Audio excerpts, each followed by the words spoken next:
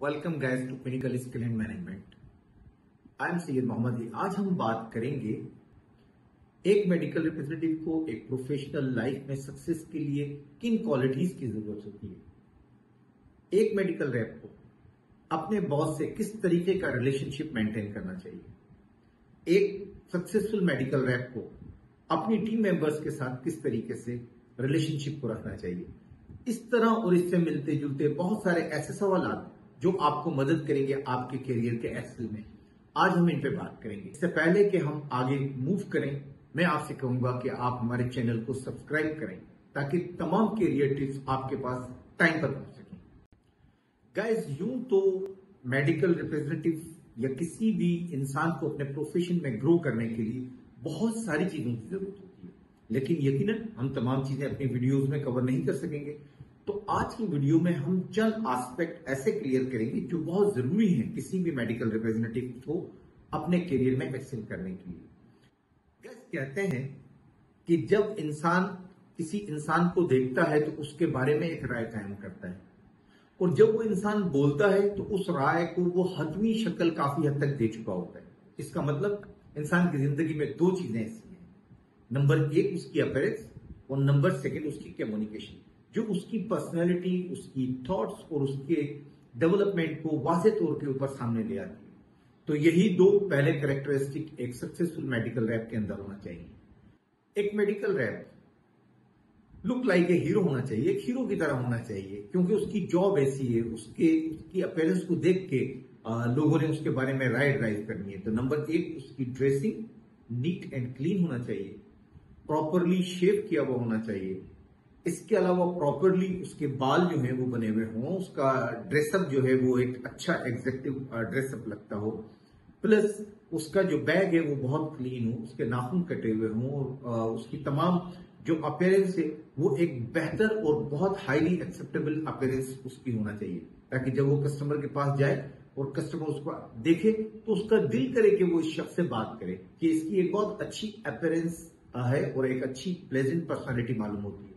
तो सबसे पहली चीज को आपने अपनी पूरी जिंदगी में तवज्जो देना है जब तक आप सेल्स की जॉब में हैं, कि आपने अपनी अपीयरेंस को A1 रखना है। अब हम आते हैं आपके दूसरे क्वालिटी की तरफ। आपकी दूसरी क्वालिटी है आपकी कम्युनिकेशन।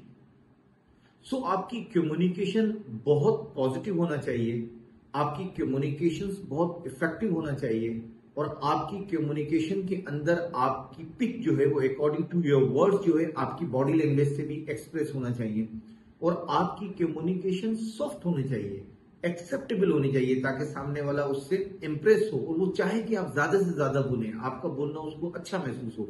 तो इस तरीके से आपकी कम्युनिकेशन होना चाहिए। तो ये दो चीजें अगर आपकी पर्सनैलिटी में हो गई तो आप प्राइमरी 60% अपने करियर में ग्रो करने के लिए 100% तैयार हैं। एक मेडिकल रिप्रेजेंटेटिव जो है वो एक अच्छा लर्नर होना चाहिए। वो ये ना हो कि आप 4 चीजें सीखने के बाद आप ये समझें कि मैंने तो बहुत कुछ सीख लिया, मुझे तो 4 साल हो गए, मुझे तो 3 साल हो गए इंडस्ट्री के अंदर, मैं बहुत कुछ जानता हूं। तो आपके अंदर ये परफेक्शन होने की जो एक थॉट है ये डेवलप ना हो। आप हमेशा लर्नर हो, आप हर चीज को लर्न करें, ठीक है। इसके अलावा एक मेडिकल रिप्रेजेंटेटिव के अंदर जो है पेशेंस होना चाहिए, इम्पेशेंट ना हो, क्योंकि आपकी जॉब के अंदर पेशेंस बहुत इंपॉर्टेंट है। आप डॉक्टर्स के पास जाते हैं, समटाइम डॉक्टर्स के पास रश होता है, वो आपको आधा घंटा, एक घंटा भी इंतजार करवाते हैं और उसके बाद आपसे मिलता है। समटाइम्स आपको और टाइमिंग्स के अंदर जो है डॉक्टर्स की कॉल करना होती है। ये वो इंपॉर्टेंट डॉक्टर्स होते हैं जो देर तक बैठते हैं, जिनका बिजनेस भी बहुत अच्छा आपको मिलता है। तो ये पेशेंस है। सम टाइम आपकी डॉक्टर से मुलाकात हो रही होती है लेकिन आपको प्रिस्क्रिप्शन बिजनेस नहीं मिलता, आप 4-4 महीने उसको विजिट कर रहे होते हैं लेकिन आपका कोई रेस्पॉन्स नहीं होता। तो आपका पेशेंस और परसिस्टेंसी वो चीजें होती हैं जो आपको ले जाके आगे सक्सेस देती हैं, और आप बड़े बड़े जायंट्स कस्टमर्स को कन्वर्ट कर लेते हैं अपने पेशेंस और परसिस्टेंसी की वजह से। तो आप में लर्निंग एबिलिटी हो, आप में पेशेंस हो, ये दो ऐसी स्किल्स हैं कि जिनका आपके अंदर होना बहुत जरूरी है ताकि आप अपनी ग्रोथ में इनको इस्तेमाल कर सकें। आपकी फील्ड के अंदर अपने कस्टमर्स के साथ बहुत अच्छी रिलेशनशिप हो, खासतौर पे ऐसे कस्टमर्स जो बहुत बिजनेस देते हैं, ऐसे कस्टमर जो और टाइमिंग्स में मिलते हैं, ऐसे कंसल्टेंट जो कि बहुत सारे पेशेंट देखते हैं। इन लोगों के साथ आपको अपने रिलेशनशिप को बिल्ड करना है, और आपने इस तरीके से रिलेशनशिप को बिल्ड करना है कि आप अगर उनसे कोई बात कहें तो आपके इस रिलेशनशिप में इतनी पावर हो कि वो आपकी बात को कमान रख सकें और आपको उस सिलसिले में फेवर कर सकें। आपके बहुत अच्छे रिलेशनशिप होना चाहिए केमिस्ट के साथ। देखिए, केमिस्ट को यूजुअली लोग या मेडिकल रिप्रेजेंटेटिव ये समझते हैं कि ये एक इंफॉर्मेशन का मीडिया है जो आपको इंफॉर्मेशन दे देता है, या आप उससे लड़ झगड़ के या प्रेस करके थोड़ा सा ऑर्डर ले लेते हैं। लेकिन आज के दौर में केमिस्ट एक इम्पॉर्टेंट इंटीग्रल पार्ट है आपके प्रोफेशन का। तो आप कोशिश करें कि आप केमिस्ट के साथ भी अच्छे रिलेशनशिप जो है बिल्ड करें।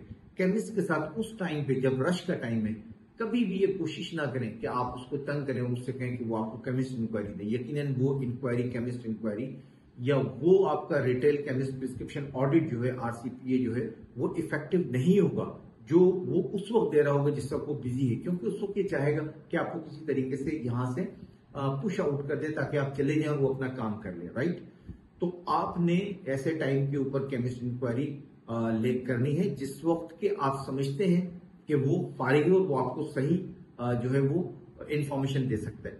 लेकिन आप एक डॉक्टर को बगैर केमिस्ट असेसमेंट के जो है विजिट भी नहीं कर सकते, क्योंकि केमिस्ट का असेसमेंट करना बहुत जरूरी है जो है किसी डॉक्टर को विजिट करने के लिए।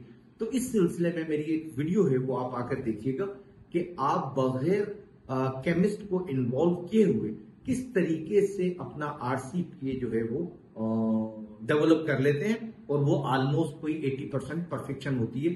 तो आप उस वीडियो को देखें, आपको एक आइडिया होगा कि आप बगैर एंगेज किए हुए केमिस्ट को किस तरीके से आप RCPA करेंगे ताकि आपकी कॉल हो जाए। और टाइमिंग्स के अंदर या उसके फ्री टाइमिंग्स के अंदर उसको कॉल दें, उसके साथ एक अच्छा रिलेशनशिप बिल्ड करें ताकि आपको एक बेहतर गाइडलाइन मिल सके फॉर एन इफेक्टिव कॉल। आपको अपनी फील्ड में तरक्की करने के लिए बहुत सारी चीजों की जरूरत है। मैंने आपसे कहा कि जिस तरह मैं चंद एक चीजें आपसे बात करूंगा और फिर किसी वीडियो में आपके साथ कुछ और चीजों की बात करूंगा। अब हम आते हैं कोई इंपॉर्टेंट एस्पेक्ट की तरफ। आपका अपने बॉस के साथ एक प्रोफेशनल रिलेशन होना चाहिए, एक ऐसा रिलेशन जिसमें वो आपकी रिस्पेक्ट करे और आप उसकी रिस्पेक्ट करें। ये होती है कामयाब रिलेशनशिप। बॉस के साथ दोस्ती लगा लेना, बॉस के गले में हाथ डाल लेना या बॉस का आपके गले में जो है हाथ डाल के दोस्तियां बना लेना, ये रिलेशनशिप फ्रेंडशिप तो हो सकती है, एक प्रोफेशनल रिलेशन नहीं होते। और प्रोफेशनल रिलेशन ही हमेशा आगे की तरफ जाते हैं और वो एक स्टेबल रिलेशन होते हैं। और अब आप वो रिलेशनशिप किस तरह मेंटेन करेंगे? नंबर 1, आपके बॉस की सबसे बड़ी जरूरत उसका टारगेट है कि उसके टारगेट को अचीव करने में कौन सा टीम मेंबर कितना ज्यादा कंट्रीब्यूट कर रहा है। आप सोच रहे हैं कि टारगेट तो मुझे सबसे पहले कहना चाहिए था। इंडस्ट्री में टारगेट को लोग आने से पहले डिस्कस करते हैं, लेकिन मैं टारगेट जो है वो आपसे तीसरी या चौथी पोजीशन पर लाकर डिस्कस कर रहा हूं। तो ऐसा क्यों? ऐसा इसलिए कि मैं खुद जिंदगी भर इस चीज का बिलीवर रहा हूं कि जब आप टारगेट के पीछे भागेंगे तो टारगेट आपसे आगे भागेगा, आपको टारगेट अचीव करना मुश्किल हो जाएगा। और आप यकीन माने, आप जब ऐसे काम करेंगे जिससे सेल्स अचीवमेंट होगी तो टारगेट खुद आपके पास आएगा और आप उसको इजीली अचीव कर लेंगे। मसलन जो चीजें मैंने अभी आपको बताई, जिसमें मैंने आपको जो इससे पहले डिस्कशन किया, अगर वो तमाम चीजें कर रहे हैं तो उससे क्या चीज प्रोड्यूस होगी? सेल। जब सेल्स प्रोड्यूस होगी तो टारगेट ऑटोमेटिकली आपका अचीव होना शुरू हो जाएगा। मैं हमेशा टारगेट को 3rd या 4th पोजीशन पर रखता था और उसको हासिल करने के लिए जो एक्शन होते थे, जो स्ट्रैटेजी होती थी, उसको नंबर 1 रखता था, क्योंकि स्ट्रैटेजी का आउटपुट टारगेट था, टारगेट का आउटपुट स्ट्रैटेजी नहीं थी। टारगेट का आउटपुट स्ट्रैटेजिकल चेंज होता है, लेकिन जो स्ट्रैटेजी होती है वो टारगेट को हासिल करने के लिए बनाई जाती है। तो इसलिए मैं हमेशा जिंदगी पर उसको प्रायोरिटी पर रखता रहा और ये एक कामयाबी का बहुत बड़ा साइन था। अच्छा, अब आपके बॉस की सबसे बड़ी रिक्वायरमेंट है बेसिकली कि कौन सा लड़का उनको ज्यादा कंट्रीब्यूट करता है। तो आप कोशिश करें कि आप अपनी टीम के अंदर कम से कम 40% ऑफ द टोटल टारगेट को अचीव करें। इससे 2, 3, 4 चीजें जो है वो एक साथ डेवलप होंगी। आपके इस एक एक्शन से 4 से 5 चीजें डेवलप होंगी। इस चीज को छोड़ दें कि फार्मा इंडस्ट्री में लोग कहते हैं कि फिर टारगेट बढ़ जाएगा, फिर आगे जाएंगे फिर टारगेट बढ़ जाएगा, फिर अगले साल जाएंगे टारगेट बढ़ जाएगा। तो ये इंडस्ट्री बनी ही इसलिए कि इसमें टारगेट आएंगे, अचीव होंगे, कुछ लोगों के अचीव नहीं होंगे और फिर आगे बढ़ जाएंगे, और कुछ लोगों के पिछले साल की टारगेट आप रिवाइज कर देंगे, वो फिर भी अचीव नहीं करेंगे। तो जो अच्छे मेडिकल रिप्रेजेंटेटिव है, जो करियर ओरिएंटेड मेडिकल रिप्रेजेंटेटिव है, वो यकीनन अपने टारगेट को अचीव करेंगे और कोशिश करेंगे कि 40% ऑफ द टारगेट जो है वो अपने बॉस का वो खुद अचीव करें। इससे मुख्तलिफ किस्म की चीजें पैदा होंगी। नंबर 1 इम्पैक्ट, आपका बॉस आपकी तरफ इंक्लाइंड होगा क्योंकि आप उसके सबसे प्रोडक्टिव मेंबर होंगे। नंबर सेकंड, आपका बॉस आप पे रिलाय करेगा। नंबर थर्ड, आपका बॉस आपके लिए हर एक्शन करेगा, वो आपको लूज करना नहीं चाहेगा क्योंकि वो 40% डेफिसिट कहीं से कवर नहीं कर सकता। उसके पास कोई ऐसा सब्स्टिट्यूट नहीं है कि वो उस 40% को या 35% का जो आपका कंट्रीब्यूशन है, हाई कंट्रीब्यूशन है, उसको कहीं से कंट्रीब्यूट कर सके। तो वो कोशिश करेगा आप उसके साथ रहें। नंबर थर्ड, आपके तमाम लड़के आपसे मेंटली जो है वो समझने अपने आप को लो रैंक कर रहे होंगे क्योंकि उनको पता होगा कि ये लड़का मुस्तकिल एक अचीवर है और ये हमारी टीम के अंदर जो है एक परफॉर्मर है। तो परफॉर्मर की तमाम कुलीग्स भी रेस्पेक्ट करते हैं, आल्दो वो एक अच्छा हेल्दी कंपटीशन करते हैं जो कि करना चाहिए, लेकिन वो रेस्पेक्ट करते हैं कि ये बहुत फेयर लड़का है और इसकी ये जो है अचीवमेंट बहुत अच्छी है।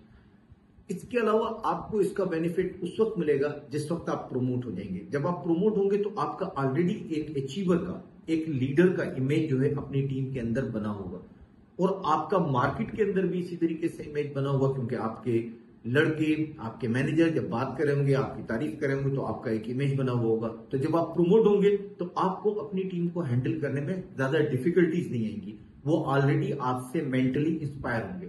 अब आपने प्रैक्टिकली जो है थ्रू योर गुड मैनेजमेंट जो है उनको अपने पूल में लेना है और कॉन्फिडेंस के साथ टीम को लेके आगे चलना है। तो ये वो तमाम पॉजिटिव चीजें जो आपको आगे बढ़ने के लिए मदद करेंगी। आपने अपनी टीम के साथ बहुत अच्छे रिलेशनशिप रखनी है, चाहे आप जूनियर हो या सीनियर। अगर आप उस टीम में जूनियर भी हैं तो भी कोई मसला नहीं है, आप उनके साथ, आपकी जो कुलीग्स हैं उनके साथ एक अच्छा रिलेशनशिप रखें और उनके साथ जो है अपनी चीजों को शेयर करें और उनसे सीखने की कोशिश करें। उनसे शर्मिंदगी महसूस ना करें, अगर आप कोई चीज जानना चाहते हैं उनसे पूछें।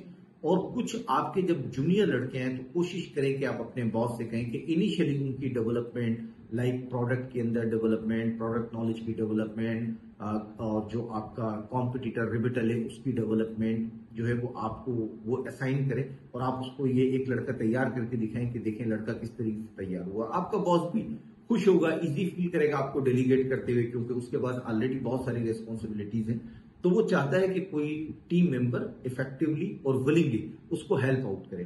तो जब आप उसको हेल्प आउट करेंगे, उसको डेवलप करेंगे तो आपको और बहुत सारे विजन आपके जो है वो इंप्रूव होंगे कि किस तरीके से एक नए लड़के को ट्रेन करने में क्या क्या चैलेंजेस आते हैं।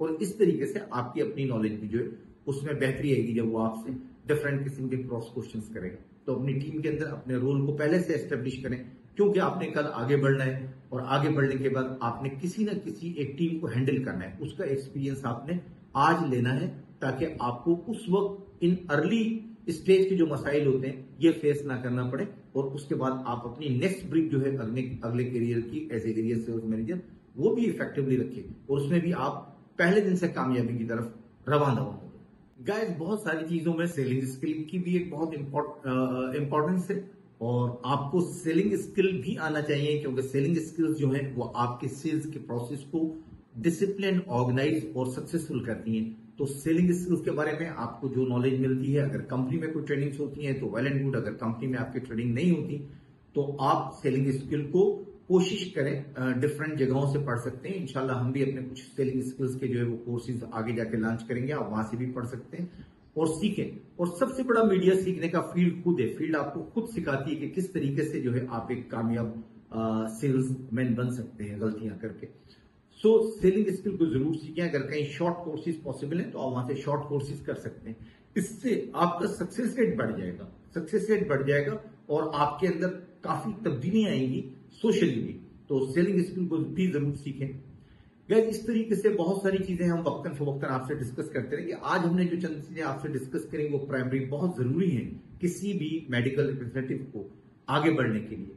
तो आप कमेंट के उसमें आए और हमें बताएं कि आपको ये वीडियो कैसी लगी। क्या आप चाहते हैं कि मेडिकल रिप्रेजेंटेटिव के लिए कुछ और ऐसी वीडियोस बनाई जाएं जिससे उन्हें बेनिफिट मिल सकता है, और अगर बनाई जाए तो किन टॉपिक्स के ऊपर या किन चीजों में आप डिफिकल्टी महसूस करते हैं जिसमें आप समझते हैं कि आपको एक गाइडलाइन चाहिए, आप उन टॉपिक्स के बारे में लिखें। हम उन टॉपिक्स के ऊपर जो है वीडियोस बनाएंगे और आप अपना इन एंड आउट शेयर करें। आप हमें प्राइवेटली डायरेक्ट मैसेज करके भी कर सकते हैं अगर कोई ऐसी चीजें जो आप नहीं चाहते कि हम जो है वो चैनल के ऊपर बात की जाए, और तो आप हमें डायरेक्ट मैसेज कर दें और डायरेक्ट मैसेज का हम आपको इंशाल्लाह जवाब देंगे। और हम चाहेंगे कि आने वाले वक्त में आप तरक्की करें, आप मेडिकल रैप से आगे बढ़े और फिर हम आपको रास्ते और दिखाएंगे कि आगे से आगे किस तरह बढ़ रहे हैं। तो इस कारवां में पिनिकल स्किल एंड मैनेजमेंट आपकी शरीक है और आपकी कामयाबियों में यकीनन हम अपना हिस्सा डालेंगे। गाइस, हमारी वीडियो को लाइक करें, हमारे चैनल को सब्सक्राइब करें ताकि तमाम आने वाली कैरियर वीडियोस टिप्स आपको टाइम पर मिल सकें। सो इजाजत दीजिए, मिलते हैं नई वीडियो में एक नए टॉपिक के साथ। Till that time, bye.